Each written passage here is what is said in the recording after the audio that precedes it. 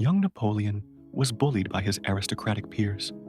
He was aloof, spoke French with a funny accent, and of low nobility. But he sought refuge in books, igniting a lifelong obsession. Reading became a matter of power for him. Here's how books guided his every move. Author Louis Sarkozy's work, Napoleon's Library, paints a vivid picture of the emperor as an avid reader, enjoying history, philosophy, religion, geography, and fiction. His official portraits even reflect his love of reading. He's often depicted in front of books and libraries. According to Sarkozy, books were crucial to his early formation and later military acumen. They molded his adolescent mind and influenced his statesmanship. They made him the general he would become and accompanied him to his grave. Though Napoleon had a wide range of interests, it was history, especially accounts of great conquerors before him, that he believed would give him an edge in life and on the battlefield. His fascination with the great men of the past began in childhood. Born on the island of Corsica in 1769, Napoleon inherited an interest in reading from his father, Carlo, a learned man of minor nobility, who rose to become Corsica's representative to the court of Louis XVI. Upon their emigration to mainland France, the young Napoleon took to reading after he struggled to fit in with other boys his age. He spoke French with an accent and was of low nobility, prompting bullying by his aristocratic peers. Books were a refuge. The great conqueror discovered reading first as a safe haven. At the tender age of 12, he had already dozens of authors, principally those of antiquity, which left a lasting impact on his perception of the world. Few works had such an impact on the future emperor as Plutarch's Lives, a series of biographies of the greatest men of antiquity. It explores the vices / virtues of its subjects to reveal their personalities. Plutarch endeavored not to write histories, but lives. Napoleon especially took to the lives of Caesar and Alexander, figures he continues to be compared with today.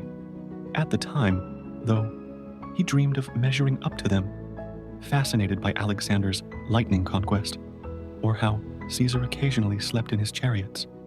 Sarkozy summarizes Napoleon's takeaway. The world is for the taking. Ambition and determination are the means of achieving it. Imitate great men of history, and the world can be yours. And it almost was. Before we continue, a word about today's sponsor, Fleeky AI, the tool that helped create this video.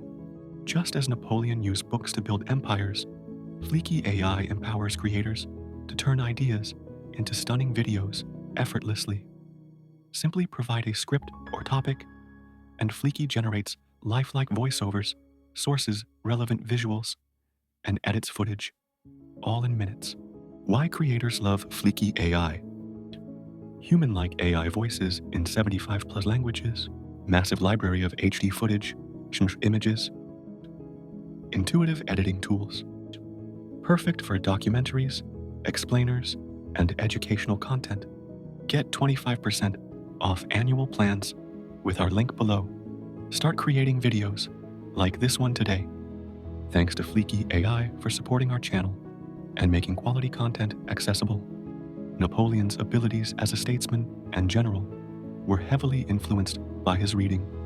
An immensely practical reader, he saw books as tools to extract actionable insights. Sarkozy notes, his many literary adventures, at least as an adult, revolved around the practical. He wanted to quickly get to the nucleus of a book and then move on. He never stopped reading, even on military campaigns. He commissioned portable travel libraries, curated by his librarian Antoine Alexandre Barbier, containing military tactics, history, and geography. His generals received custom book sets, and his leadership style drew directly from literature.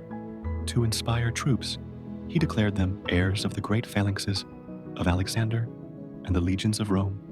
Tactical and political decisions were history-inspired too. During the failed Russian invasion, he carried Voltaire's biography of Sweden's Charles V, who invaded Russia in 1700. Logistically, He obsessively studied quartermaster reports.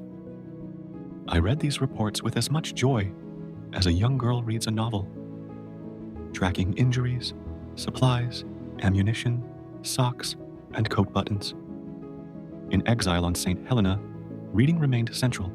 As Sarkozy observed, all that remained were memories and books. Here, Napoleon cemented his legacy through the Memorial of St. Helena, a journal by his aide, Emmanuel de las Cases, documenting their daily conversations. Published in 1823, it became the era's most influential political text, capturing iconic lines like, "I am the Messiah of the Revolution, and what a novel my life has been." Napoleon's life epitomizes literature's power, particularly how stories of heroes shape destinies.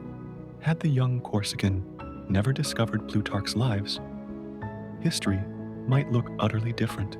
Check out Fleeky AI from the link below. Like, comment, and subscribe for more.